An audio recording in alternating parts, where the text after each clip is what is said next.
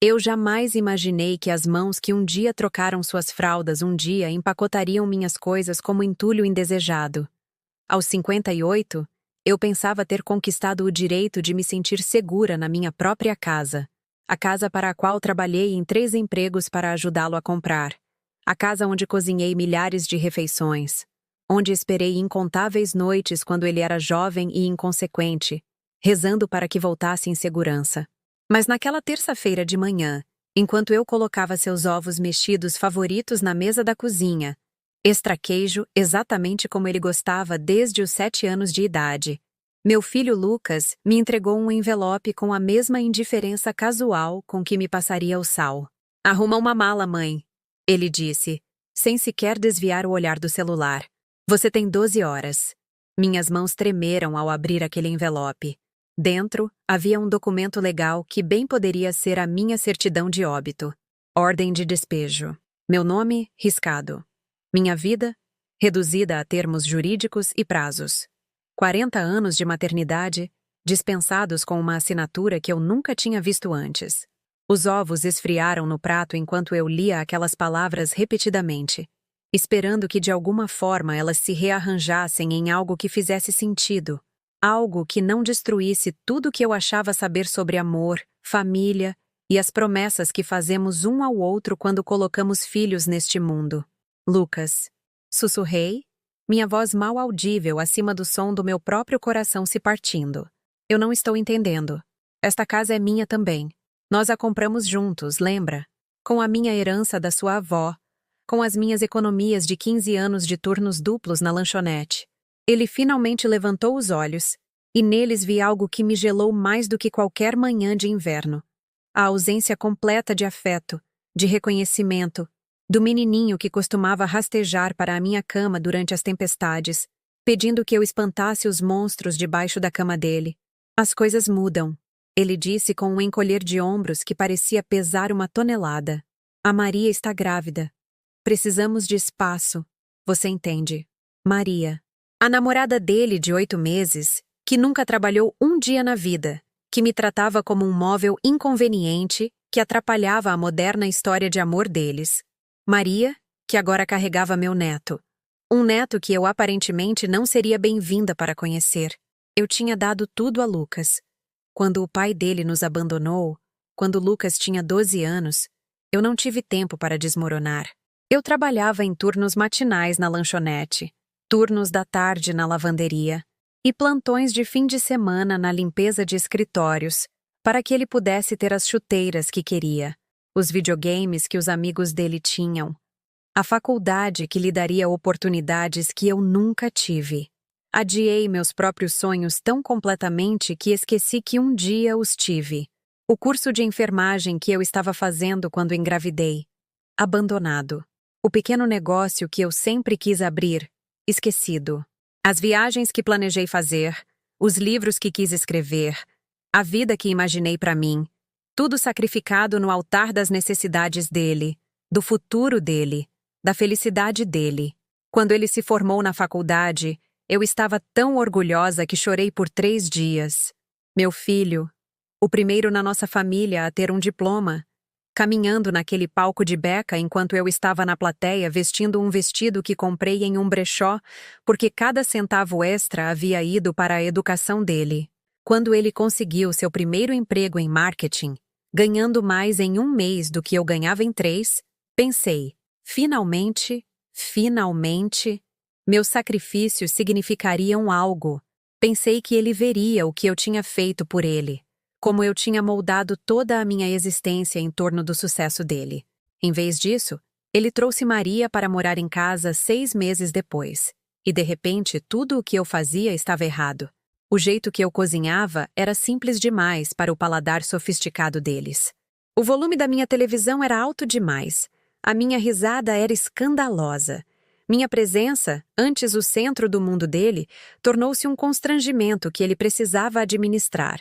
"Você está ficando mais velha, mãe", ele me disse uma noite quando perguntei por que ele parecia tão distante.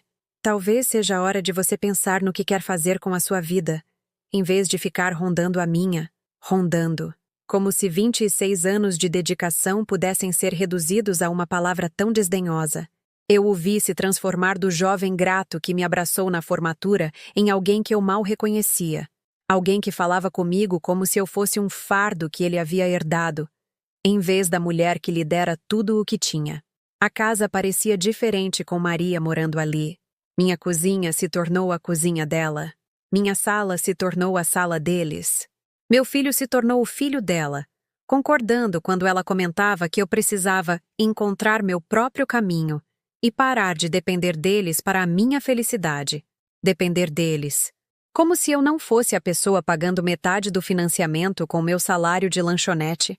Como se eu não fosse a pessoa comprando as compras e preparando as refeições que eles estavam ocupados demais para fazer. Como se eu não fosse a pessoa que transformou esta casa em um lar enquanto eles viviam a vida de glamour deles. Mas eu me mantive em silêncio, acreditando que amar significava se acomodar, que ser uma boa mãe significava abrir espaço para a nova vida dele, mesmo quando esse espaço parecia estar diminuindo ao meu redor como um punho que se fecha lentamente.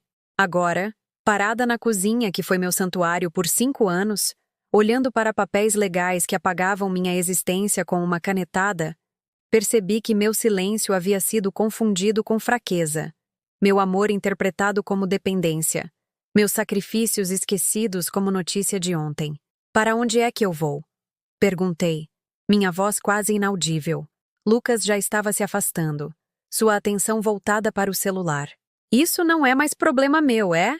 E naquele momento, entendi que o filho que eu criei, o homem que eu modelei com cada escolha que fiz por 26 anos, tinha acabado de me dizer que a minha vida, a minha própria existência, não era mais da sua conta. Os ovos ainda estavam na mesa, frios e esquecidos, assim como eu. 12 horas. Parecia impossível que uma vida inteira pudesse ser desmantelada em 12 horas. Mas aprendi naquela manhã a rapidez com que o amor pode se transformar em logística. A rapidez com que um lar se torna apenas um endereço que você costumava conhecer.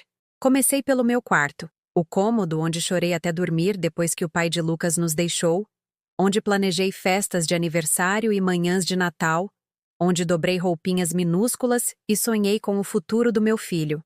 Agora eu estava revirando décadas de memórias, decidindo o que caberia em 2 malas e o que seria abandonado para sempre. Os álbuns de fotos foram os mais difíceis. Página após página de Lucas crescendo. Primeiros passos, primeiro dia de aula, formatura. Em todas as fotos, eu estava lá ao lado dele, sorrindo com o orgulho feroz de uma mulher que encontrou seu propósito no sucesso de outra pessoa. Mas, enquanto folheava aquelas páginas, comecei a notar algo que me gelou. Nas fotos mais recentes, meu sorriso parecia forçado, quase pedindo desculpas, como se eu estivesse pedindo permissão para existir na vida do meu próprio filho. Quando isso aconteceu? Quando eu parei de ser a mãe dele e me tornei a obrigação dele? Ouvi vozes vindas da cozinha. Lucas e Maria discutindo os planos deles para o meu quarto com a eficiência casual de pessoas que estão redesenhando um espaço após remover móveis indesejados. A voz de Maria soou claramente. Podemos transformá-lo em um quarto de bebê, pintar de amarelo, talvez colocar algumas prateleiras embutidas. Pega uma luz da manhã ótima. Meu quarto. O quarto onde eu ninarrei Lucas quando ele tinha cólica, onde cuidei dele durante febres e pesadelos, onde costurei fantasias de Halloween à mão, porque as compradas estavam fora do nosso orçamento. Estava sendo transformado no santuário de outra pessoa, antes mesmo que eu terminasse de arrumar minhas coisas. E as coisas dela? Lucas perguntou, e por um momento a esperança piscou no meu peito. Talvez ele estivesse pensando melhor. Talvez o filho que eu criei ainda estivesse lá em algum lugar, enterrado sob a crueldade deste estranho. Guarda-móveis, eu acho. Maria respondeu desdenhosa. Ou doação. A maioria parece bem velha de qualquer forma. Bem velha. 40 anos de acúmulo cuidadoso, de escolher cada item com amor e intenção, dispensados como entulho que precisava ser descartado. Continuei a arrumar em silêncio, minhas mãos movendo-se automaticamente enquanto minha mente lutava para processar esta nova realidade. a colcha que minha mãe fez para o meu casamento, dobrada cuidadosamente na mala maior. A caixinha de joias que Lucas me deu no Dia das Mães quando tinha 16 anos, comprada com o dinheiro do primeiro emprego, embrulhada em papel de seda. Os livros que colecionei ao longo dos anos, cada um deles uma pequena rebelião contra a exaustão que geralmente me dominava nas noites. Eu só podia levar 3. Enquanto trabalhava, podia ouvi-los fazendo ligações. Maria ligava para a mãe, descrevendo animadamente os planos para o quarto do bebê. Sim, finalmente conseguimos o espaço que precisávamos, ela disse, rindo de algo que a mãe respondeu. Já era hora de algumas mudanças por aqui. Lucas estava ao telefone com alguém do trabalho, discutindo se poderia tirar um almoço mais longo para resolver um assunto de família. Assunto de família. Era nisso que eu tinha me tornado. Um problema a ser resolvido durante a pausa do almoço dele. A parte mais cruel não era o despejo em si, embora isso fosse devastador o suficiente. Era a indiferença casual com que eles discutiam o meu apagamento de suas vidas, como se eu fosse um inconveniente temporário em vez da mulher que tornara a vida deles juntos possível. Lembrei-me da chegada de Maria há 8 meses, de como eu me esforcei para fazê-la se sentir bem-vinda. Cozinhei as refeições favoritas dela, aprendi sobre os interesses dela, comprei pequenos presentes para mostrar que estava feliz por ela fazer Lucas sorrir. Eu realmente acreditei que poderíamos construir algum tipo de relacionamento, que ela poderia até se tornar a filha que eu nunca tive. Mas Maria tinha outras ideias. Em semanas, ela estava sugerindo que talvez eu passasse muito tempo nas áreas comuns, que talvez eu devesse considerar conseguir meu próprio lugar para que eles tivessem mais privacidade. Ela enquadrava essas sugestões como preocupação com a minha independência, mas eu entendia a mensagem real. Eu estava no caminho da vida que ela queria construir com meu filho. E Lucas, em vez de defender a mulher que o criou, concordava com as sugestões dela, gradualmente me tratando mais como uma colega de quarto intrusa do que como sua mãe.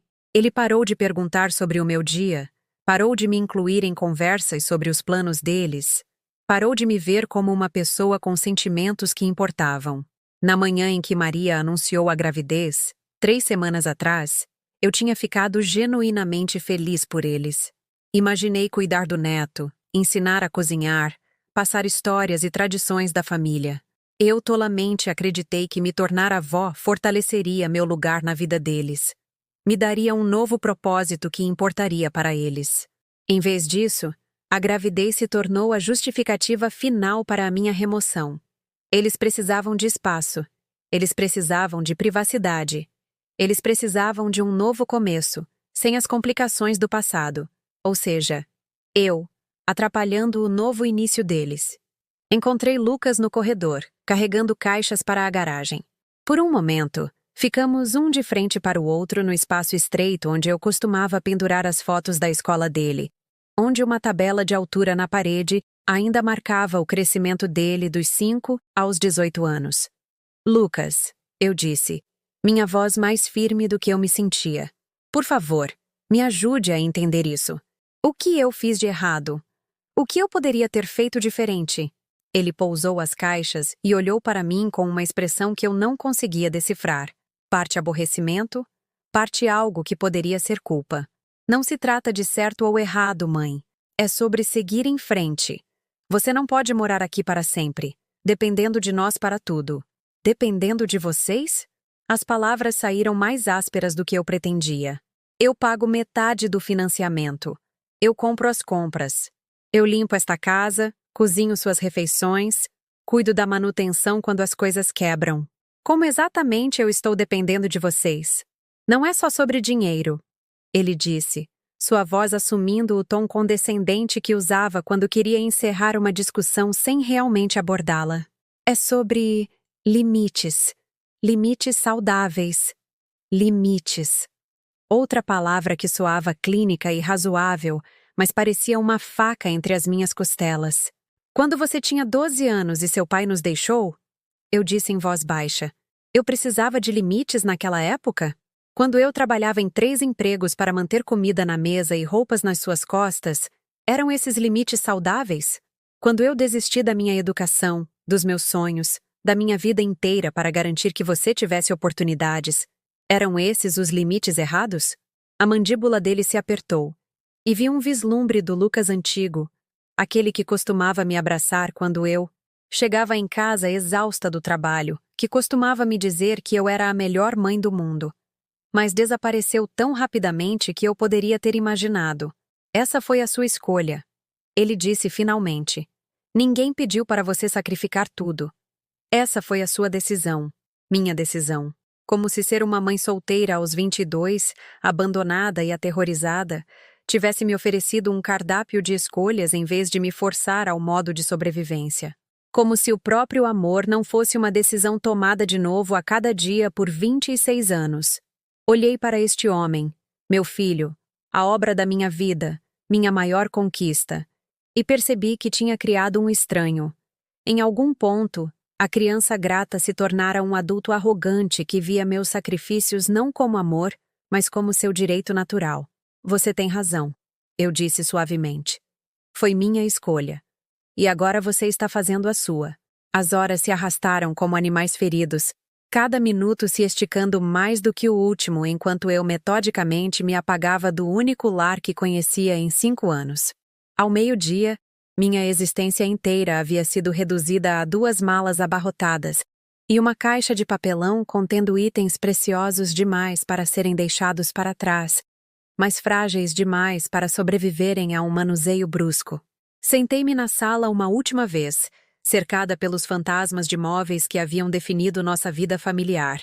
O sofá onde Lucas e eu assistíamos a filmes nas tardes de domingo se foi, vendido online 3 dias atrás, sem que ninguém se desse ao trabalho de me avisar.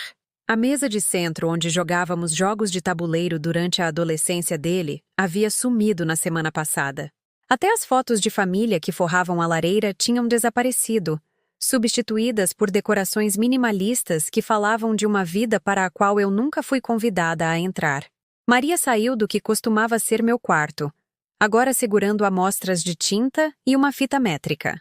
Ela se movia pelo espaço com a confiança de alguém que nunca duvidou de seu direito de reivindicá-lo, discutindo esquemas de cores e colocação de móveis com a decoradora que ela chamou sem consultar ninguém. O amarelo clarinho vai ficar perfeito, ela disse ao telefone, sua voz vibrante de entusiasmo. E precisaremos do berço entregue até a semana que vem. Sim, o quarto estará completamente pronto até lá. Ela olhou para mim sentada entre meus pertences empacotados e ofereceu o que talvez pretendesse ser um sorriso simpático. Sabe, Alessandra, isso pode ser até uma bênção disfarçada. Você passou tanto tempo cuidando dos outros, talvez seja a hora de você aprender a se cuidar. A crueldade casual de suas palavras me atingiu como um golpe físico. Cuidar de mim, como se os 26 anos que passei dedicada ao bem-estar do meu filho tivessem sido algum tipo de falha de caráter, em vez da mais profunda expressão de amor que eu sabia dar. Para onde exatamente eu vou? Perguntei, minha voz mal audível acima do som dos prestadores de serviço que ela chamou para começar as reformas, antes mesmo que eu tivesse saído do prédio. Maria encolheu os ombros com a facilidade impensada de alguém que nunca enfrentou o desabrigo, que nunca se perguntou de onde viria sua próxima refeição ou se teria um teto sobre a cabeça ao anoitecer. Deve haver apartamentos que você possa pagar. Talvez algo menor, mais adequado para alguém na sua situação. Minha situação. Solteira, 58 anos, com economias limitadas e sem perspectivas reais de emprego que pagasse o suficiente para alugar uma moradia em uma cidade onde os aluguéis dobraram nos últimos 5 anos. Minha situação era exatamente o que parecia ser. Desespero disfarçado de transição de vida. Lucas voltou de seja lá quais recados o tinham mantido longe a manhã toda, carregando café para ele e para Maria. Mas nada para mim. Foi um pequeno descuido. Mas naquele momento pareceu enorme. Uma prova de que eu já havia sido apagada da consideração dele de forma tão completa que a cortesia básica não se aplicava mais. Como está o empacotamento? Ele perguntou, dirigindo a pergunta às minhas malas, em vez de a mim. Terminei, eu disse, embora terminar implicasse conclusão em vez de abandono. Você poderia me ajudar a entender como as finanças vão funcionar? O financiamento, as contas de consumo, o seguro. Nós dividimos esses custos por 5 anos. Está tudo resolvido, ele disse desdenhoso, verificando o celular em vez de me encarar. Maria e eu cobrimos. Mas eu estava pagando. Você estava contribuindo. Ele corrigiu. A distinção aparentemente significativa para ele, embora para mim parecesse apenas semântica. Agora, você não vai precisar se preocupar mais com isso. Contribuindo. Como se meu dinheiro tivesse sido algum tipo de doação de caridade, em vez da minha parte igual das nossas responsabilidades conjuntas. Como se os anos que passei ajudando a construir patrimônio nesta casa tivessem sido um favor que eu estava fazendo a eles, em vez de um investimento no que eu tolamente acreditei ser nosso futuro compartilhado. E o meu capital próprio? Perguntei, a pergunta pairando no ar como fumaça de um incêndio que estava lentamente consumindo tudo o que eu achava saber sobre a minha vida. Lucas e Maria trocaram um olhar. Uma daquelas comunicações sem palavras que casais desenvolvem quando precisam apresentar uma frente unida contra a interferência externa. Percebi com clareza nauseante que eu havia me tornado a interferência externa na vida do meu próprio filho. Que capital próprio? Maria perguntou com genuína confusão, como se o conceito da minha contribuição financeira fosse inteiramente estranho à compreensão dela do nosso arranjo. A entrada, eu disse, minha voz ficando mais forte enquanto eu lutava para recuperar algum senso de realidade em uma conversa que parecia estar acontecendo debaixo d'água. Eu contribuí com 30 mil reais do dinheiro do seguro de vida da minha mãe. Isso faz parte do meu investimento nesta casa. Aquilo foi um presente, Lucas disse firmemente, seu tom sugerindo que esta conversa estava encerrada antes mesmo de realmente ter começado. Você nos deu aquele dinheiro como um presente quando compramos a casa. Não há capital próprio envolvido. Um presente. 30 mil reais. Tudo o que herdei da minha mãe. Cada centavo que ela economizou trabalhando como costureira por 40 anos. Reenquadrado como generosidade em vez de investimento. Eu me lembrava da conversa de forma diferente. Lembrava-me de discutir como minha contribuição me daria segurança. Como estaríamos construindo algo juntos que beneficiaria a todos nós. Mas as memórias, eu estava aprendendo, podiam ser editadas por pessoas que consideravam a versão original inconveniente para a narrativa atual delas. Eu tenho os documentos do banco, eu disse fracamente, embora, mesmo enquanto falava, percebesse que os documentos não significam nada quando as pessoas em quem você confia decidem reinterpretar o significado deles. Você tem documentos que mostram que nos deu dinheiro. Lucas esclareceu com a paciência de alguém explicando conceitos básicos a uma criança. Isso não é a mesma coisa que propriedade. Olhei para o meu filho, este homem que eu criei, nutri, modelei com cada decisão que tomei por quase 3 décadas. E vi um estranho que falava minha língua, mas vivia em um universo moral completamente diferente. No mundo dele, meus sacrifícios eram presentes que não criavam obrigações. Minhas contribuições eram doações que não estabeleciam direitos. Meu amor era um serviço que podia ser rescindido quando não fosse mais necessário. Quando foi que eu me tornei tão descartável para você? Perguntei, a pergunta emergindo de algum lugar profundo que eu não sabia que existia. Por um breve momento, a expressão dele se suavizou, e vi um vislumbre do menino que costumava rastejar para o meu colo quando estava triste, que costumava me dizer que eu era a melhor amiga dele no mundo inteiro. Você não é descartável, mãe. Ele disse calmamente. Você só... É hora de nós dois termos nossas próprias vidas. Mas eu nunca o impedi de ter a própria vida. Eu encorajei cada sonho, apoiei cada meta, celebrei cada conquista como se fosse minha. A única vida que eu desisti foi a minha. E aparentemente, esse havia sido o problema o tempo todo. O celular de Maria tocou, interrompendo o momento com um toque alegre que parecia obscenamente animado, dadas as circunstâncias. Ela atendeu com a voz vibrante que reservava para pessoas que importavam para o futuro dela. Ah, oi, querido! Ela disse, caminhando em direção à cozinha. Sim, estamos terminando por aqui. Ela vai embora até esta noite, e então podemos começar a montar o quarto do bebê direito. Ela vai embora até esta noite. Não Alessandra, não a mãe de Lucas, não a mulher que tornara a vida deles juntos possível. Apenas ela. Um pronome que me reduzia a um problema que em breve seria resolvido. Levantei-me, minhas articulações rígidas de ficar sentada por muito tempo na mesma posição, e olhei ao redor do cômodo uma última vez. Este tinha sido o meu lar, meu santuário, meu investimento em um futuro que eu acreditava me incluiria. Agora era apenas um lugar onde eu costumava viver, cheio de estranhos que por acaso compartilhavam meu DNA e minha história, mas nenhuma da minha compreensão do que a família deveria significar. O sol da tarde entrava pelas janelas que eu limpei incontáveis vezes, iluminando o pó que dançava no ar como pequenos fantasmas da vida que eu estava deixando para trás. Às 5 horas, eu estava na calçada em frente à casa que foi meu lar, segurando 2 malas e uma caixa de papelão, enquanto via Lucas carregar o restante do que ele considerava minhas coisas no carro dele. A ironia não me passou despercebida. Ele estava me afastando da vida que construímos juntos no mesmo carro que eu ajudei a comprar como presente de formatura. Os vizinhos fingiram não notar o drama doméstico se desenrolando na paisagem suburbana impecável deles. Dona Célia, da casa ao lado, de repente ficou muito interessada em suas roseiras. Os Rodrigues, do outro lado da rua, encontraram razões urgentes para reorganizar itens na garagem deles.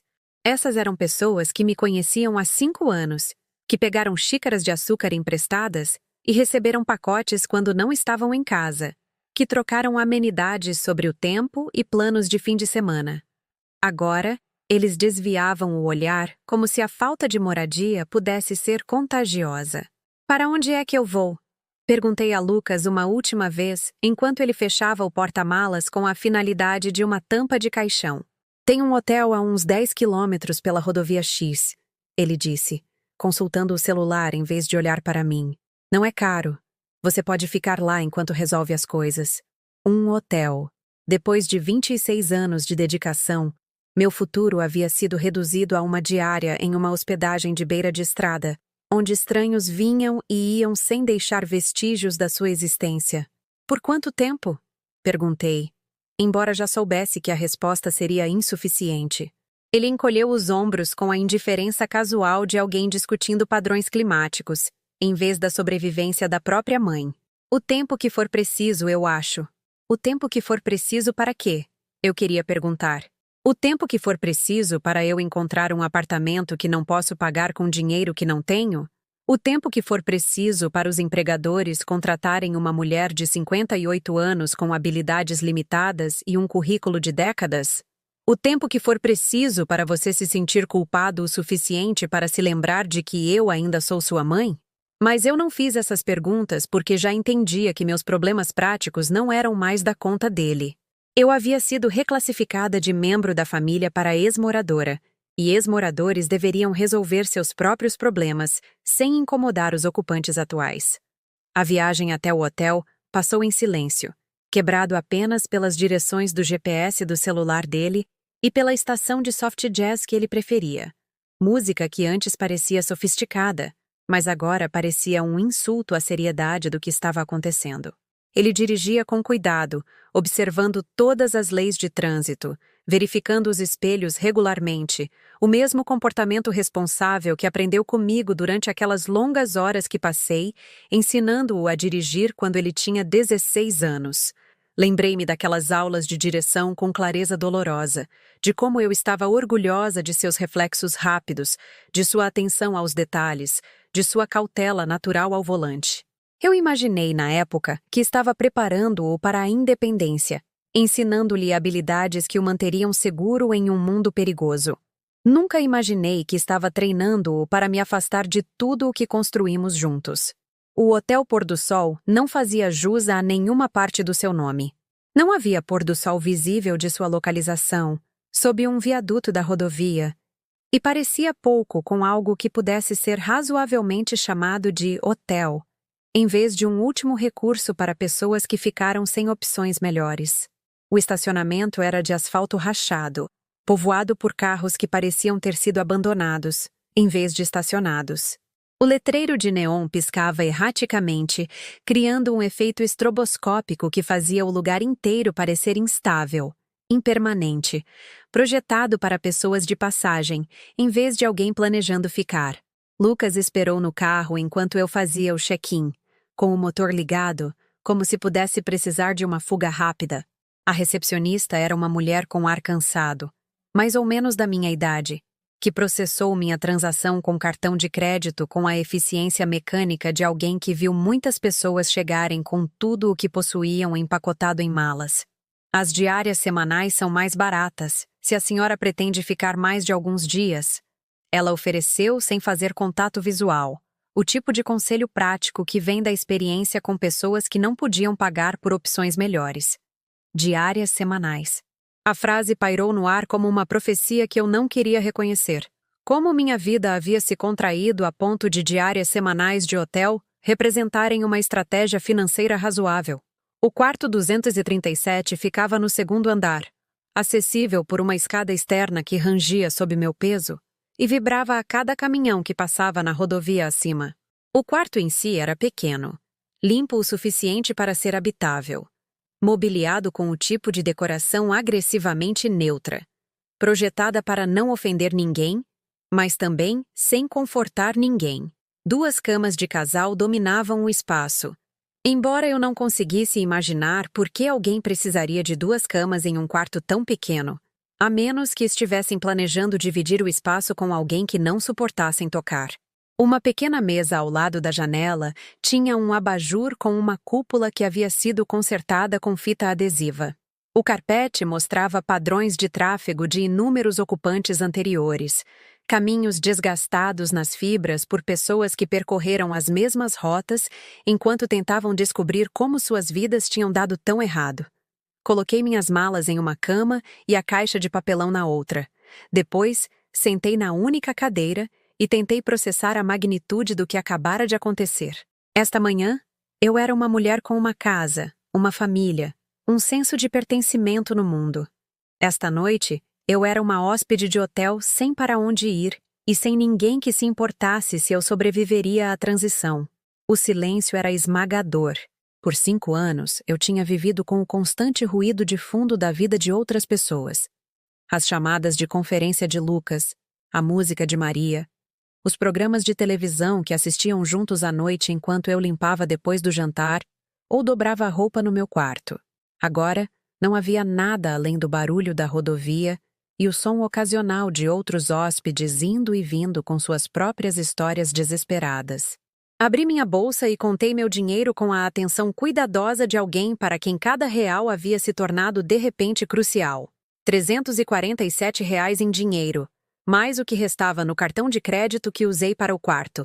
Minha conta corrente tinha talvez R$ 800, dinheiro que eu estava economizando para presentes de Natal e pequenas emergências. Nunca imaginei que ficar sem casa se qualificasse como uma pequena emergência. A matemática da sobrevivência era brutal e implacável.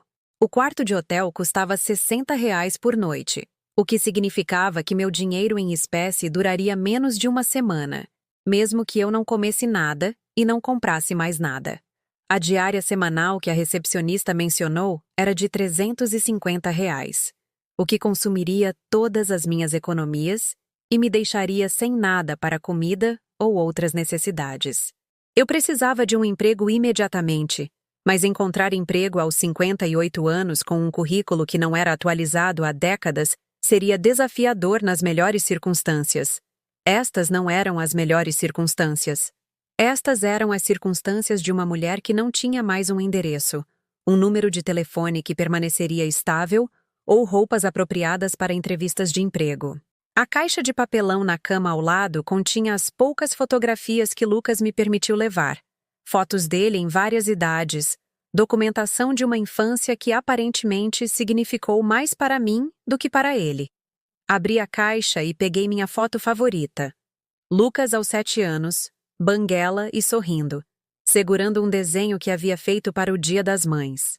O desenho mostrava 2 bonecos de palito de mãos dadas sob um arco-íris, com "Eu te amo, mãe", escrito em letras de giz de cera que se espalhavam pela página. Olhei para o rosto daquele menininho e tentei encontrá-lo no homem que me levara para este hotel. Quando o amor se tornou obrigação? Quando a gratidão se transformou em ressentimento? Quando o filho que prometeu cuidar de mim quando eu ficasse velha, decidiu que a velhice era um fardo que ele não estava disposto a carregar? Lá fora, a rodovia nunca parava. Carros e caminhões passavam sob o viaduto em um fluxo interminável, seus ocupantes viajando em direção a destinos que importavam para eles, em direção a lares onde pessoas esperavam pelo retorno deles. Eu observei aquelas luzes desaparecerem na distância e me perguntei se eu teria novamente um lugar onde alguém ficaria feliz em me ver chegar.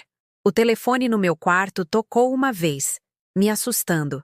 Por um momento, a esperança agitou-se no meu peito.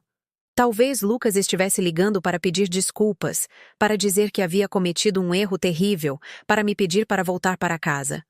Mas era apenas a recepção, confirmando meu horário de check-out para amanhã. Amanhã. Eu tinha menos de 18 horas para descobrir como reconstruir uma vida que levou 58 anos para ser construída. Mas eu ainda tinha algo. Algo que eles haviam esquecido. Algo que eles não sabiam que existia. Algo que poderia mudar tudo. Passei aquela primeira noite no hotel, olhando para o teto manchado de água, ouvindo a sinfonia de estranhos vivendo suas próprias histórias desesperadas através de paredes finas como papel. Mas em algum lugar entre o som de um bebê chorando no quarto ao lado e a discussão acontecendo 2 portas adiante, algo dentro de mim mudou. Não era exatamente esperança. A esperança parecia muito frágil para o que eu estava passando. Era algo mais duro, mais durável. Era decisão. Pela manhã, parei de chorar. Não porque a dor tinha diminuído, mas porque as lágrimas eram um luxo que eu não podia mais pagar. Eu precisava de clareza, e a tristeza turvava tudo. Eu precisava pensar, e a emoção tornava o pensamento impossível. Mais importante, eu precisava me lembrar de quem eu era antes de ser definida inteiramente pelo meu relacionamento com Lucas. Sentei-me na beira da cama, abri minha velha agenda de telefones, o tipo físico que pessoas da minha idade ainda mantêm, e comecei a fazer uma lista de nomes que eu não contatava há anos. Amigos dos meus dias de lanchonete, vizinhos do apartamento onde Lucas e eu moramos quando ele era pequeno, colegas de vários empregos que tive antes que minha vida fosse inteiramente consumida pelas necessidades dele. A maioria desses relacionamentos havia murchado por negligência. Quando Lucas começou o ensino médio e precisou de mais da minha atenção, gradualmente parei de aceitar convites para filmes ou jantares com amigos. Quando ele foi para a faculdade e meus recursos financeiros se dedicaram inteiramente à educação dele, parei de fazer planos que custavam dinheiro. Quando ele se formou e voltou para casa, convenci-me de que reconstruir minha vida social poderia esperar até que ele estivesse mais estabelecido na carreira. Eu estava esperando pela permissão para ter minha própria vida por tanto tempo que havia esquecido que não precisava da permissão de ninguém. O primeiro nome na minha lista era Helena Rodrigues, uma mulher com quem trabalhei na lanchonete 15 anos atrás. Helena sempre foi o tipo de pessoa que lembrava dos aniversários, que verificava as pessoas quando estavam passando por momentos difíceis, que mantinha conexões mesmo quando a geografia e as circunstâncias as tornavam desafiadoras de sustentar. Encontrei o número dela e liguei antes que pudesse perder a coragem. Alessandra. A voz de Helena era calorosa com surpresa e prazer genuíno. Meu Deus, faz uma eternidade!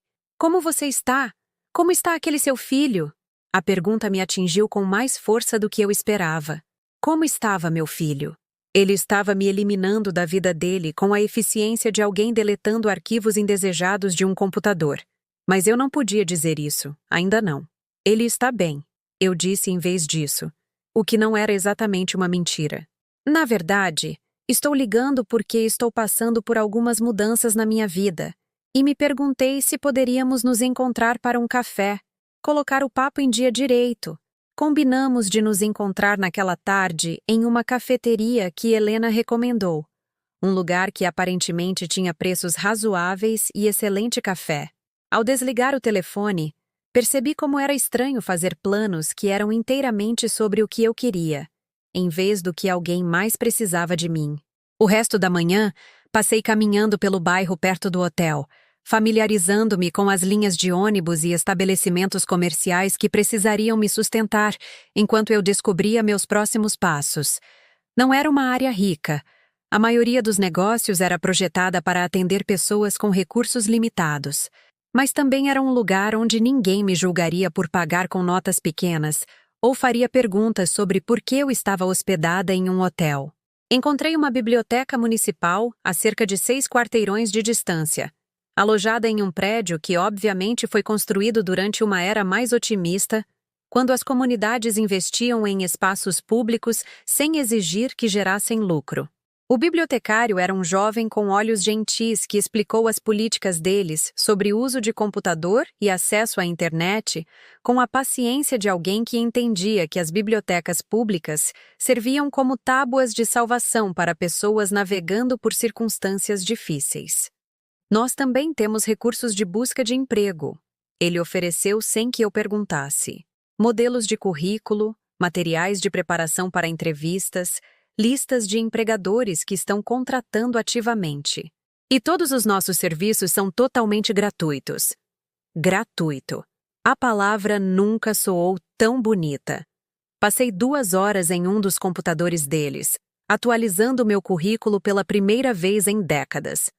Foi um exercício de humildade, tentar traduzir 26 anos de maternidade para uma linguagem que os empregadores pudessem achar valiosa. Mas enquanto trabalhava, comecei a ver padrões que nunca havia notado antes. Gerenciar um orçamento doméstico durante anos de incerteza financeira. Isso era experiência em gestão financeira. Coordenar a educação, saúde e atividades sociais de Lucas enquanto trabalhava em vários empregos. Isso era gerenciamento de projetos e habilidades organizacionais. Lidar com os professores, treinadores e várias autoridades que moldaram a infância dele. Isso era experiência em comunicação e representação. Eu passei tantos anos pensando em mim mesma como apenas uma mãe, que nunca reconheci o extenso conjunto de habilidades que uma maternidade eficaz exigia. Eu não era apenas uma mulher sem experiência. Eu era uma mulher cuja experiência tinha sido tão profundamente desvalorizada que até eu parei de reconhecer seu valor. O encontro com Helena foi melhor do que eu ousei esperar. Ela parecia mais velha, é claro. Ambas parecíamos. Mas a energia dela era a mesma presença calorosa e envolvente que eu lembrava. Ela ouviu sem julgar enquanto eu contava uma versão editada da minha história, focando no meu desejo de independência, em vez das circunstâncias que a tinham forçado sobre mim. Sabe, ela disse, mexendo o açúcar no café com a atenção pensativa de alguém considerando possibilidades. Minha filha Carla tem procurado alguém para ajudar no negócio de consultoria dela. Nada chique, principalmente apoio administrativo, gerenciar a agenda dela, lidar com comunicações com clientes. Mas ela tem crescido constantemente e precisa de alguém confiável que possa aprender rápido. Eu não tenho muita experiência com trabalho de escritório. Admiti, embora, mesmo enquanto dizia isso, percebesse o quão limitadora era essa afirmação. Experiência pode ser aprendida. Helena disse firmemente. Caráter não pode ser ensinado. E eu me lembro de que tipo de pessoa você é, Alessandra. Você é do tipo que chega cedo, fica até tarde e faz o que precisa ser feito sem reclamar. Naquela noite, de volta ao meu quarto de hotel, abri a caixa de papelão novamente e peguei algo que não via há anos. Uma carta da minha mãe, escrita pouco antes de ela morrer. Eu a li uma vez, no funeral dela, e depois guardei porque o luto era muito avassalador para processar. Agora, com a perspectiva que vem de experimentar sua própria forma de abandono, eu li as palavras dela de forma diferente. Minha querida Alessandra. A carta começava na caligrafia cuidadosa dela. Se você está lendo isto, então eu me fui, e você está lidando com todas as coisas práticas que a morte deixa para trás. Mas eu quero que você saiba algo que nunca te disse enquanto estava viva, porque eu tinha medo de que isso pudesse complicar seu relacionamento com seu pai. Eu pausei, confusa. Meu pai morreu quando eu tinha 12 anos. O que poderia possivelmente complicar um relacionamento com alguém que se foi há mais de 40 anos? A casa na Rua das Acácias, Aquela onde você cresceu? Aquela que seu pai e eu compramos quando você era bebê? Eu nunca a vendi depois que ele morreu. Eu sei que te disse que tive que vendê-la para pagar as contas médicas, mas isso não era verdade. Eu a aluguei e usei a renda para ajudar a nos sustentar. Eu tinha medo de que, se você soubesse disso, pudesse se sentir obrigada a ajudar a administrá-la quando você já tinha tanta responsabilidade com Lucas. Minhas mãos tremeram enquanto eu continuava a ler. A casa é sua agora, junto com todo o resto. O Dr. Pedroso, no Banco Nacional, tem toda a papelada. O contrato de aluguel dos inquilinos expira no final deste ano, o que significa que você pode decidir o que quer fazer com a propriedade. Eu sei que não é muito, mas é alguma coisa. É seu, e ninguém pode tirar de você. Eu larguei a carta e olhei para a parede do quarto de hotel, tentando processar o que acabara de aprender. Em algum lugar do outro lado da cidade, no bairro onde eu cresci, havia uma casa que me pertencia. Uma casa que eu pensei ter sido perdida para sempre, vendida para pagar as despesas médicas que consumiram os anos finais da minha mãe. Uma casa sobre a qual Lucas não sabia de nada. Pela primeira vez desde que este pesadelo começou, eu sorri. Não porque meus problemas estavam resolvidos. Não estavam. Mas porque eu acabara de me lembrar de algo importante sobre mim. Eu não era apenas a mãe descartada de Lucas. Eu era Alessandra Moraes, filha de pessoas que trabalharam duro e economizaram cuidadosamente e me deixaram algo que não podia ser tirado por filhos ingratos ou suas namoradas calculistas. Não era muito, mas era meu. E às vezes, ter algo que pertence apenas a você é suficiente para lembrá-la de que você ainda existe como uma pessoa separada das formas como outras pessoas falharam em valorizá-la. Na manhã seguinte, eu ligaria para o Dr. Pedroso no banco.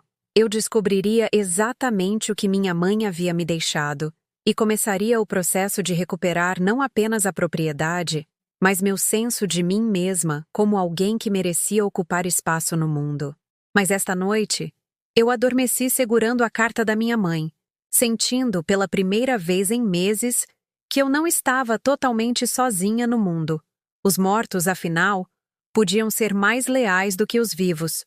O Dr. Pedroso tinha o tipo de maneira gentil e metódica que vem de passar décadas ajudando as pessoas a navegar pelo complexo rescaldo da perda. Seu escritório no Banco Nacional estava forrado com certificados e fotos de família. As paredes de alguém que entendia que as transações financeiras muitas vezes carregavam um peso emocional profundo. Sua mãe era uma mulher notável, ele disse, puxando uma pasta grossa de seu arquivo. Muito organizada, muito previdente. Ela se certificou de que tudo estivesse devidamente documentado e legalmente sólido. Enquanto ele espalhava os papéis sobre sua mesa, comecei a entender o escopo total do que minha mãe havia realizado silenciosamente durante os anos em que pensei que ela estava lutando para sobreviver com a aposentadoria e uma pequena pensão. A casa na Rua das Acácias não era apenas minha. Estava completamente quitada, com os impostos prediais em dia até o final do ano. A renda do aluguel dos inquilinos havia sido depositada automaticamente em uma conta que eu não sabia que existia, acumulando por mais de 3 anos desde a morte da minha mãe. O total foi o suficiente para me fazer recostar na cadeira e recalcular tudo o que eu achava saber sobre minha situação financeira. Ela deixou instruções específicas. O Dr. Pedroso continuou, consultando uma nota manuscrita presa dentro da pasta. O contrato de aluguel dos inquilinos expira em 31 de dezembro. Eles têm sido bons inquilinos. Sempre pagaram em dia, cuidaram muito bem da propriedade. Mas sua mãe queria que a senhora tivesse a opção de se mudar, se as circunstâncias alguma vez tornassem isso necessário. Circunstâncias. Era uma maneira tão diplomática de descrever ter sua vida destruída por pessoas em quem você confiava. Há também isto, ele disse, entregando-me um envelope selado com o meu nome escrito na caligrafia familiar da minha mãe. Ela me pediu para dar isso à senhora quando viesse reivindicar a propriedade. Abri o envelope com dedos trêmulos, ciente de que o Dr. Pedroso estava educadamente fingindo organizar outros papéis, enquanto eu lia o que parecia uma mensagem do além-túmulo. Minha querida filha, A carta começava: Se você está lendo isto, então você descobriu meu pequeno segredo. Espero que me perdoe por não ter te contado sobre a casa enquanto eu estava viva. Mas eu sabia que você teria insistido em ajudar a administrá-la quando já tinha tanta coisa para fazer com Lucas. Eu a aluguei para os Matos porque eles me lembraram de nós quando você era jovem. Uma família jovem tentando sobreviver, precisando de um lugar seguro para criar seus filhos. Eles têm sido inquilinos maravilhosos, mas eu sempre planejei que você tivesse a casa de volta quando precisasse. Eu suspeito que esse tempo pode chegar mais cedo do que gostaríamos. Eu observei você dar tudo a Lucas, e embora eu admire sua dedicação, eu me preocupo com o que acontecerá quando ele não precisar mais de você da mesma forma. Filhos crescem, querida. Eles constroem suas próprias vidas. E às vezes, ao fazer isso, eles esquecem que suas mães são mais do que apenas as pessoas que as criaram.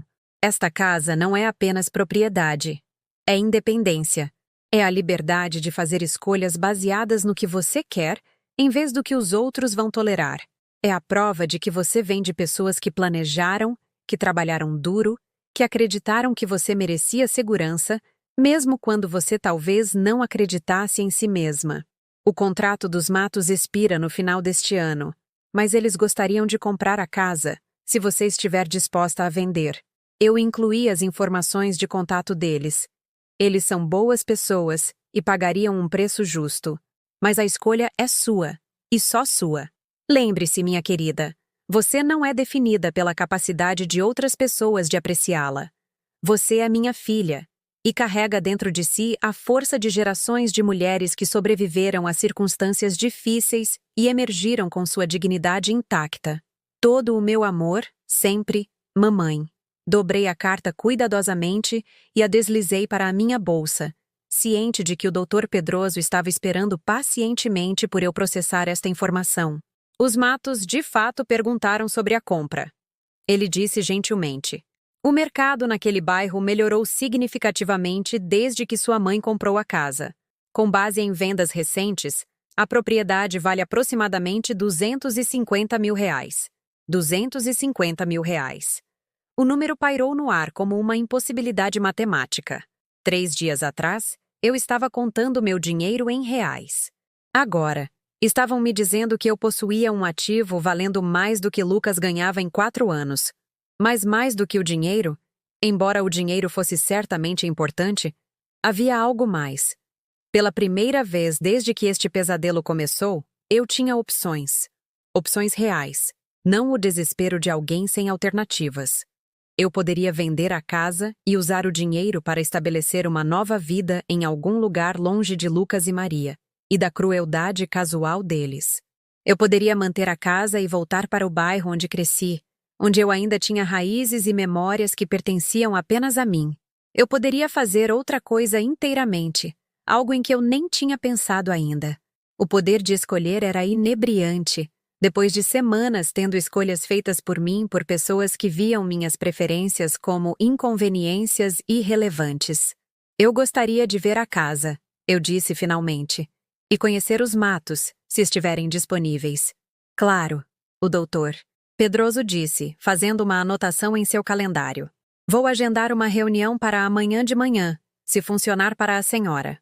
Naquela noite, liguei para Helena para compartilhar uma versão editada da minha boa notícia. Eu não podia explicar a situação completa sem revelar mais sobre minhas circunstâncias do que estava pronta para discutir. Mas eu podia dizer a ela que uma propriedade familiar havia se tornado disponível e eu estava considerando minhas opções. Isso é maravilhoso, ela disse calorosamente. E por falar em oportunidades, conversei com Carla sobre a posição administrativa.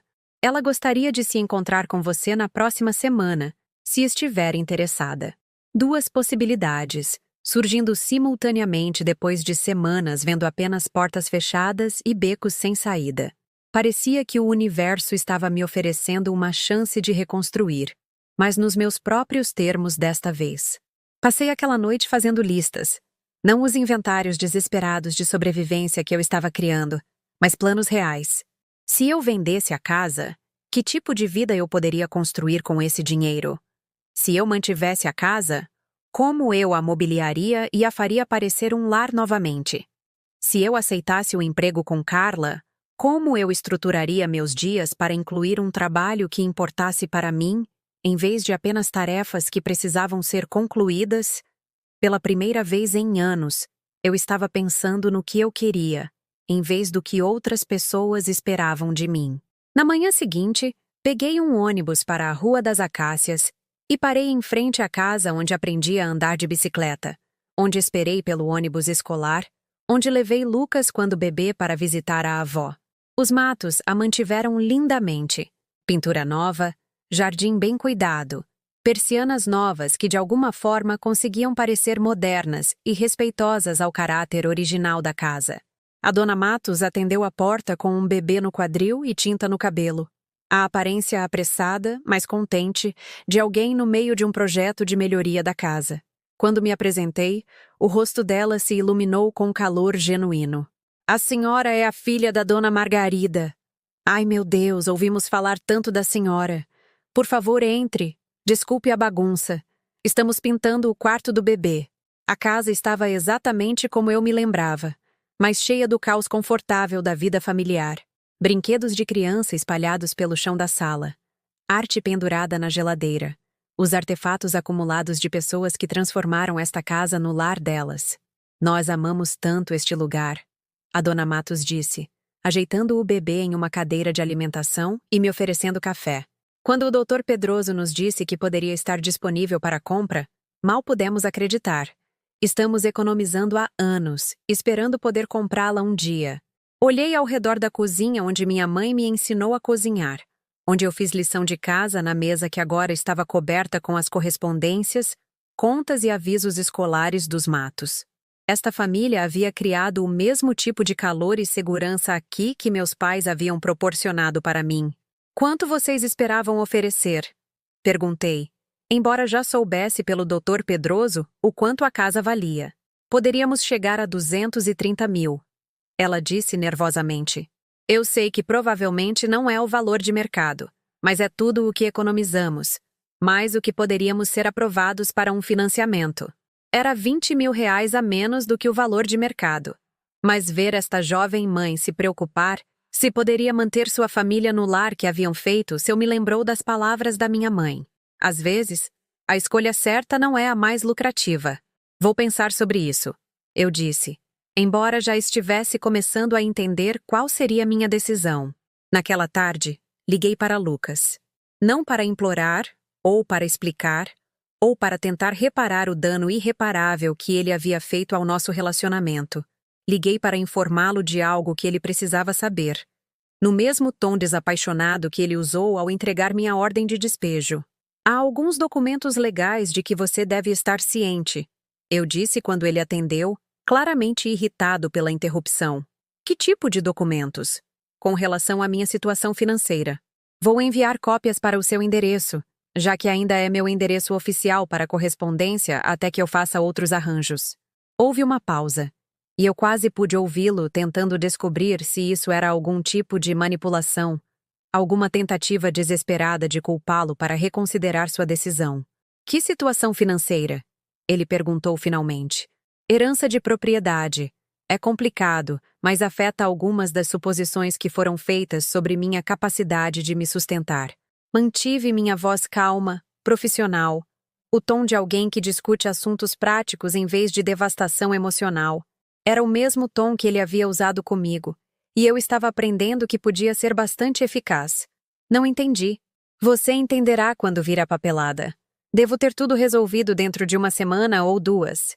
Desliguei antes que ele pudesse fazer mais perguntas, deixando-o com informação suficiente para ficar curioso e nem de longe suficiente para entender o que estava realmente acontecendo. Não era vingança exatamente. Era algo melhor. Era a calma satisfação de saber que eu não estava mais à mercê das decisões dele, do cronograma dele, da crueldade casual dele. Pela primeira vez em meses, eu era quem tinha a informação de que ele precisava. E eu não tinha pressa nenhuma em compartilhá-la. A papelada chegou à casa de Lucas em uma manhã de quinta-feira, entregue por carta registrada que exigia a assinatura dele. Eu sabia disso porque havia solicitado especificamente esse método de entrega, querendo garantir que ele não pudesse alegar que nunca havia recebido os documentos que mudariam tudo o que ele achava que sabia sobre sua mãe descartada. Eu estava sentada no escritório de Carla. A filha de Helena tinha me oferecido a posição administrativa após uma entrevista de 20 minutos, que parecia mais uma conversa entre velhas amigas, quando meu celular tocou com o número de Lucas. Que diabos é isso? Ele disse sem preâmbulo, a voz tensa com o tipo de raiva controlada que significava que ele estava tentando não perder a calma enquanto Maria estava por perto. Documentos legais. Respondi calmamente, continuando a organizar o sistema de arquivamento que Carla havia me pedido para atualizar. Como mencionei quando liguei, isto diz que você possui uma propriedade no valor de R$ 250 mil. Isso é impossível. Você nunca possuiu nada, exceto... Ele parou abruptamente, e eu podia praticamente ouvi-lo recalculando tudo o que ele achava que sabia sobre minha situação financeira. Exceto o quê, Lucas? Exceto o que você me permitiu possuir? O silêncio se estendeu entre nós, preenchido com o peso de suposições que estavam desmoronando em tempo real. Por que você não me contou sobre esta casa? Ele perguntou finalmente, sua voz diferente agora. Menos irritada, mais incerta. Pelo mesmo motivo que você não me contou que tinha parado de pagar o financiamento da nossa casa 3 meses antes de me despejar, eu disse com equilíbrio. Algumas informações são compartilhadas apenas quando há necessidade de saber. Outra pausa. Mais longa desta vez. Mãe, acho que houve algum mal-entendido. Nenhum mal-entendido. Interrompi, usando o tom firme que havia aperfeiçoado durante a adolescência dele, quando ele tentava negociar para se livrar das consequências. Eu entendo perfeitamente. Você deixou sua posição muito clara. Estou simplesmente respondendo de acordo. Onde você está ficando? Precisamos conversar sobre isso pessoalmente. Nós. Como se Maria fosse incluída em uma conversa sobre minha vida e escolhas. Como se eu precisasse justificar minhas decisões para a mulher que mediu meu quarto para móveis de bebê antes que eu terminasse de arrumar meus pertences. Estou ficando em um lugar apropriado para alguém na minha situação, eu disse, ecoando deliberadamente as palavras de Maria daquele dia horrível. Em um lugar mais adequado para alguém que precisa encontrar seu próprio caminho. Olha, talvez tenhamos sido precipitados. Talvez vocês tenham sido exatamente tão deliberados quanto pretendiam, eu disse. Talvez vocês tenham conseguido exatamente o que queriam. Uma casa só para vocês, um quarto de bebê sem interferência, uma vida sem o fardo de incluir alguém cujas contribuições vocês reclassificaram como presentes. Eu podia ouvir a voz de Maria ao fundo, fazendo perguntas que ele não estava respondendo. A questão é, Lucas, continuei. Eu tive algum tempo para pensar durante estas últimas 2 semanas. Tempo para me lembrar de quem eu era antes de me tornar alguém cujo valor era determinado pela sua conveniência. Isso não é. Eu nunca disse que você não tinha valor. Você não precisou dizer. Você demonstrou isso com bastante clareza. Carla levantou os olhos da mesa, as sobrancelhas arqueadas com curiosidade, mas educada demais para escutar abertamente. Dei-lhe um sorriso de desculpas e saí para o corredor para ter privacidade. Eu quero te ver, Lucas disse. E pela primeira vez, desde que esta conversa começou, ele soou como o filho que eu me lembrava, em vez do estranho que me despejou. Precisamos conversar direito. Sobre o quê? Sobre como você precisa recalcular os arranjos financeiros que fez sem me consultar? Sobre como alguém que você presumiu estar sem eira nem beira pode, na verdade, ter opções que você não considerou? Sobre como podemos consertar isso. Consertar isso. Como se minha falta de moradia tivesse sido um problema técnico, em vez de uma escolha deliberada que ele havia feito. Não há nada para consertar, Lucas. Você resolveu seu problema exatamente como pretendia. Você conseguiu o espaço que precisava, a independência que queria, a vida que sentiu que merecia. Parabéns. Você é minha mãe, ele disse.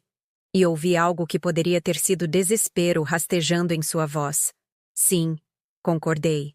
Eu sou a mulher que desistiu da educação dela para que você pudesse ter a sua. Eu sou a mulher que trabalhou em 3 empregos para que você pudesse se concentrar nos seus estudos. Eu sou a mulher que contribuiu com 30 mil reais para a entrada da sua casa, não como um presente, mas como um investimento no que eu tolamente acreditava ser nosso futuro compartilhado. Nós podemos te pagar de volta. Com que dinheiro, Lucas? Você acabou de me dizer há 2 semanas que mal tinha o suficiente para cobrir o financiamento sem minhas contribuições. Você recebeu de repente um aumento que torna o pagamento possível? Silêncio. Ou você está pensando em fazer um empréstimo usando a casa como garantia? A casa em que você tem construído capital próprio com meu dinheiro por 5 anos? A casa sobre a qual você me garantiu que eu não tinha nenhuma reivindicação legal? Nós poderíamos encontrar uma solução. Nós poderíamos ter encontrado uma solução há 2 semanas, antes de você me entregar uma ordem de despejo. Nós poderíamos ter encontrado uma solução a qualquer momento durante os últimos 8 meses, enquanto você e Maria planejavam a minha remoção. Nós poderíamos ter encontrado uma solução durante qualquer uma das conversas em que você desconsiderou minhas contribuições como presentes que eu havia escolhido livremente dar. Eu estava parada no corredor do prédio de escritórios de Carla, olhando para um estacionamento onde pessoas normais vinham e iam de empregos normais, vivendo vidas normais que não incluíam ter seus filhos os jogando fora como móveis indesejados. Os Matos são pessoas adoráveis, eu disse, mudando de assunto com a mesma indiferença casual que Lucas havia demonstrado ao discutir meu deslocamento. Eles têm alugado a casa da minha mãe por 3 anos. Eles querem comprá-la. A casa da sua mãe? Pensei que ela a tinha vendido anos atrás para pagar contas médicas. Ela te disse isso porque não queria que você se sentisse obrigado a ajudar a administrar uma propriedade alugada quando você já tinha tanta coisa para fazer com a faculdade e o início da sua carreira. Ela estava te protegendo de responsabilidade adicional. A ironia pairou no ar entre nós. Minha mãe havia guardado segredos para proteger Lucas de um fardo, enquanto ele havia guardado segredos para me sobrecarregar com a falta de moradia. Quanto ela vale? Ele perguntou, e ouvi o momento exato em que a dor e o arrependimento se transformaram de volta em cálculo. O suficiente, eu disse simplesmente. Mãe, escute. Eu sei que as coisas ficaram complicadas, mas somos família. Podemos resolver isso juntos. Família. A palavra parecia estranha vinda dele, como uma língua que ele havia esquecido como falar fluentemente. Lucas, eu disse gentilmente. Você se lembra do que me disse quando perguntei para onde eu deveria ir? Eu estava chateado. Eu não estava pensando claramente.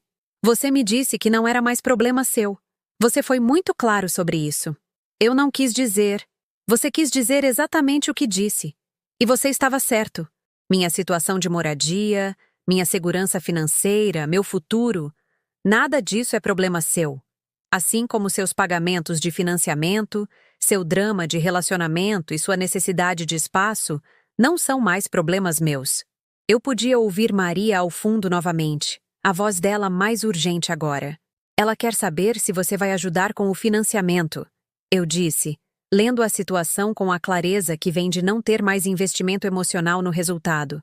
Isso não é como você, porque é sobre isso que esta ligação realmente é, não é? Você não está preocupado comigo. Você está preocupado se pode pagar a casa sem minhas contribuições. Você está preocupado se sua namorada grávida vai te deixar se você não puder manter o estilo de vida ao qual ela se acostumou. O silêncio foi a resposta suficiente. Aqui está o que vai acontecer, eu disse, minha voz calma, mas final. Vou vender a casa da minha mãe para os Matos, que vão apreciá-la do jeito que merece ser apreciada. Vou usar esse dinheiro para construir uma vida que pertence inteiramente a mim. E você vai descobrir como ser o adulto independente que você alegou que queria se tornar. Espere. Eu não estou com raiva de você, Lucas. Estou decepcionada, mas não estou com raiva. A raiva sugeriria que eu ainda tinha expectativas. E eu aprendi a parar de esperar coisas de pessoas que deixaram claro que consideram minhas expectativas irracionais. Eu podia ouvi-lo respirar, mas ele não falava. Adeus, filho. Espero que você encontre o que quer que você achou que precisava quando decidiu que eu dava muito trabalho para manter por perto. Desliguei antes que ele pudesse responder, parada naquele corredor comum, sentindo algo que eu não experimentava há anos, a profunda satisfação de ser a pessoa que se afastou. 6 meses depois, eu estava na cozinha da minha mãe, minha cozinha agora, observando os filhos dos matos brincarem no quintal que um dia foi meu, sentindo uma paz que eu não sabia ser possível. A venda havia sido concluída 3 semanas atrás, e eu usei o dinheiro exatamente como prometi a mim mesma que faria, para construir uma vida que pertencia inteiramente a mim. O apartamento que escolhi era pequeno, mas perfeito. Um lugar de 2 quartos em um bairro tranquilo, onde os vizinhos acenavam quando me viam cuidando do meu jardim de vasos na sacada, onde a cafeteria local sabia que eu preferia meu chá matinal com mel, onde eu existia como Alessandra Moraes, em vez de como a mãe descartada de alguém. O negócio de Carla tinha crescido o suficiente para que minha posição evoluísse de apoio administrativo para gerente de escritório, um título que vinha com maior responsabilidade e um salário que me fazia sentir competente em vez de grata. Eu havia descoberto que décadas gerenciando uma casa e a complexa agenda de um filho haviam me preparado bem para gerenciar comunicações com clientes e cronogramas de projetos. Mais importante, eu havia redescoberto a mulher que eu era antes de ser definida inteiramente pelo meu relacionamento com as necessidades de outra pessoa. Eu estava lendo quando a campainha tocou naquela tarde de sábado, aninhada na poltrona que comprei especificamente porque amei seu tecido cinza suave e o jeito que a luz da tarde caía sobre ela quando a posicionei perto da janela. O livro era um que eu queria ler há anos, mas nunca encontrei tempo quando minhas noites eram consumidas pela roupa e pelo planejamento de refeições de outras pessoas. Lucas estava no meu corredor parecendo mais velho do que seus 28 anos, sua confiança habitual substituída por algo que poderia ter sido incerteza. Ele estava segurando uma pequena sacola de presente e usando a expressão de alguém que havia ensaiado o que ia dizer, mas não tinha certeza se seu ensaio tinha sido adequado. "Olá, Lucas!" eu disse, nem acolhedora nem desdenhosa. Ele era uma pessoa parada na minha porta, e eu o trataria com a cortesia que mostraria a qualquer visitante inesperado. "Oi, mãe!" A palavra saiu cuidadosamente, como se ele não tivesse certeza se ainda tinha o direito de usá-la. Poderíamos conversar? Dei um passo para o lado para deixá-lo entrar, notando como os olhos dele se moviam pelo meu apartamento com o que parecia ser surpresa. Talvez ele tivesse esperado me encontrar vivendo no tipo de circunstâncias desesperadoras que justificariam seu abandono. Em vez disso, ele encontrou um espaço que foi claramente escolhido, em vez de ser o único possível, decorado com cuidado, em vez de montado por necessidade. "Isto está agradável", ele disse, e ouvi apreciação genuína em sua voz, em vez do tom condescendente que ele usava ao comentar sobre minhas escolhas durante os meses finais em que vivi na casa dele. "Obrigada", eu disse, voltando a me sentar na minha cadeira enquanto ele permanecia parado no meio da minha sala de estar. "Você gostaria de um chá?" "Sim, por favor." Preparei o chá com a mesma atenção deliberada que dediquei a tudo na minha vida agora, escolhendo minhas xícaras favoritas, em vez do que fosse conveniente, dedicando tempo para arrumar tudo corretamente em uma bandeja. Quando voltei para a sala de estar, Lucas estava examinando as fotografias que pendurei na parede. Fotos dele em várias idades, misturadas com fotos dos meus pais, dos meus novos colegas de trabalho, da pequena vida social que comecei a construir. "Você guardou fotos minhas", ele disse, sua voz carregando uma nota de algo que poderia ter sido alívio. "Claro que guardei. Você é meu filho. Isso não mudou. Mesmo depois de você deixar claro que meu valor para você era condicional à minha utilidade." Eu disse de forma objetiva, servindo o chá nas 2 xícaras. "Meu amor por você nunca foi condicional ao seu comportamento, Lucas. Essa é a diferença entre nós." Ele se sentou pesadamente no meu sofá, a sacola de presente ainda apertada nas mãos. "Eu te trouxe algo", ele disse, oferecendo a sacola com o gesto hesitante de alguém que não tinha certeza se o presente seria bem-vindo. Dentro, havia uma fotografia emoldurada, A foto que eu guardava de Lucas, aos 7 anos, segurando seu desenho do Dia das Mães. Aquela que estava na caixa de papelão que levei para o hotel. A moldura era cara, prateada com um design elegante que alguém se deu ao trabalho de escolher. Eu a encontrei quando estávamos revirando suas coisas. Ele disse calmamente. Eu percebi que você não levou muita coisa. Apenas algumas fotos e algumas roupas. Você deixou para trás quase tudo o que possuía. Eu levei o que importava, eu disse, aceitando a fotografia emoldurada e colocando-a na mesinha lateral ao lado da minha cadeira. E deixei para trás o que pertencia a uma vida na qual eu não era mais bem-vinda. Você era bem-vinda. Não, Lucas. Eu não era. Você deixou isso muito claro. Ele olhou para as mãos, e eu vi em sua postura algo que me lembrou o garoto que ele era quando estava lutando para entender um conceito difícil na escola. Maria foi embora, ele disse finalmente. Esperei que ele continuasse, tomando meu chá e dando-lhe espaço para explicar o que quer que tivesse vindo me dizer. Cerca de 2 meses atrás, ela disse que eu era muito dependente de outras pessoas, que eu precisava aprender a lidar com meus próprios problemas, em vez de esperar que todos os resolvessem por mim. Ele olhou para mim com uma expressão que poderia ter sido irônica. Ela disse que eu nunca aprendi a apreciar o que tinha, porque nunca tive que trabalhar para ter nada por conta própria. Eu concordei, sem surpresa. Maria foi atraída pelo estilo de vida que Lucas podia proporcionar, não por Lucas em si. Quando esse estilo de vida se tornou menos seguro, o interesse dela previsivelmente diminuiu. Eu não consegui acompanhar os pagamentos do financiamento, ele continuou. Sem suas contribuições, sem a renda do aluguel de um inquilino, a casa era mais do que eu podia pagar sozinho. Eu tive que vendê-la. Lamento ouvir isso, eu disse, e era verdade. Não porque eu quisesse ter evitado, mas porque reconheci que perder uma casa era doloroso, independentemente das circunstâncias que o causaram. A questão é, ele disse, sua voz ficando mais baixa. Quando eu estava arrumando a casa, revirando todos os papéis e documentos, eu encontrei coisas. Registros de tudo o que você contribuiu ao longo dos anos. Não apenas a entrada, mas contas de consumo, reparos, melhorias. Você havia pago muito mais do que eu lembrava. Mais do que você escolheu lembrar. Corrigi gentilmente. Sim, ele admitiu. Mais do que eu escolhi lembrar. Sentamos em silêncio por um momento. A luz da tarde mudando em meu apartamento com a passagem do tempo. Eu também encontrei a carta, ele disse. Aquela que sua mãe deixou explicando sobre a casa. Ela falou sobre você nela, sobre o quanto você sacrificou por mim, sobre o quanto ela estava preocupada que eu tomasse sua dedicação como garantida.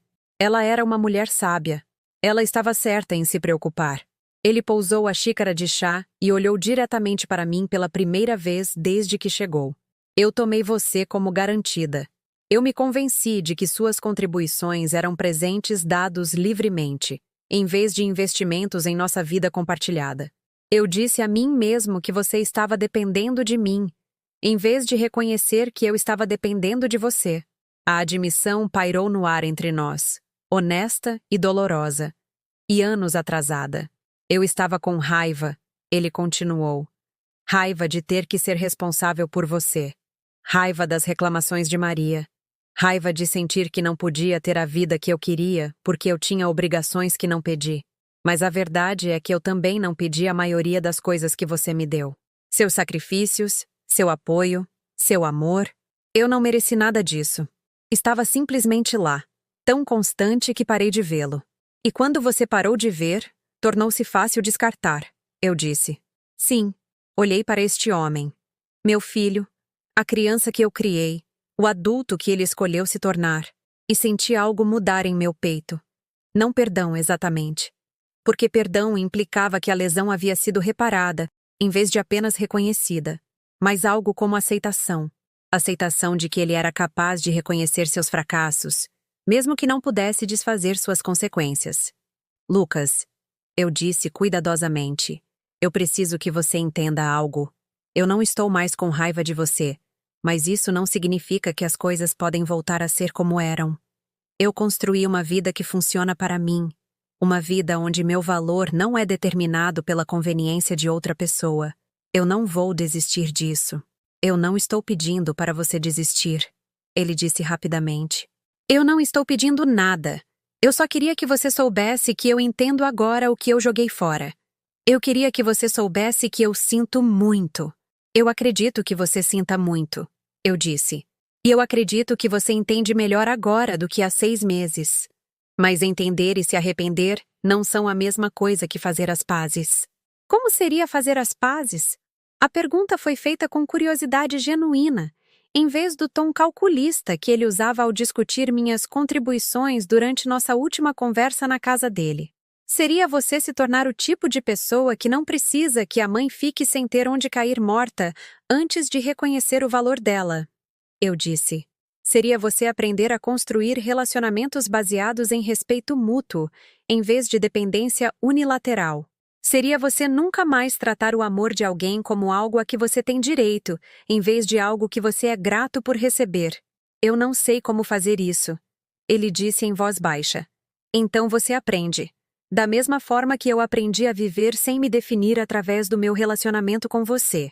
Da mesma forma que eu aprendi que eu poderia ser valorizada por quem eu sou, em vez do que eu poderia fornecer. O crescimento é possível, Lucas, mas exige que você reconheça que sua abordagem atual aos relacionamentos é inadequada. Ele assentiu.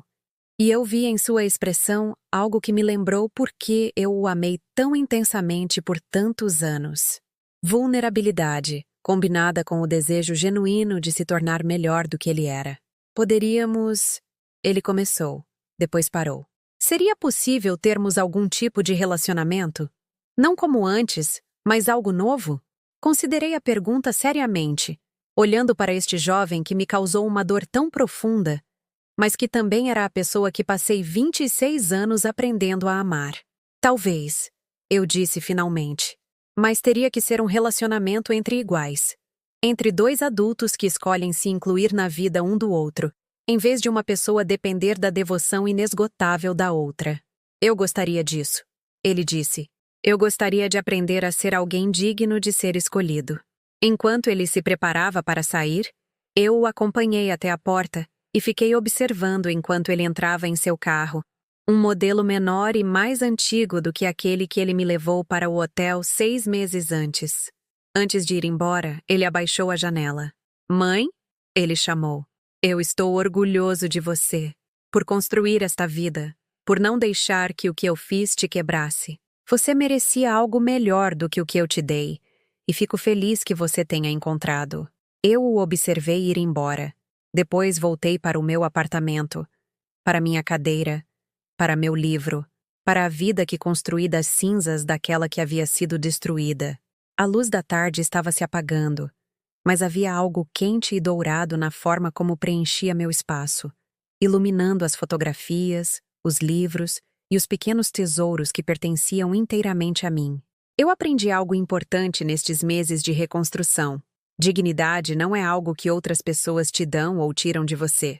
É algo que você reivindica para si mesma, algo que você protege através das escolhas que você faz sobre quem você se torna e como você responde quando o mundo testa sua resolução. Eu era a Alessandra Moraes, e eu era suficiente. Eu sempre fui suficiente. Apenas precisei perder tudo para me lembrar dessa verdade.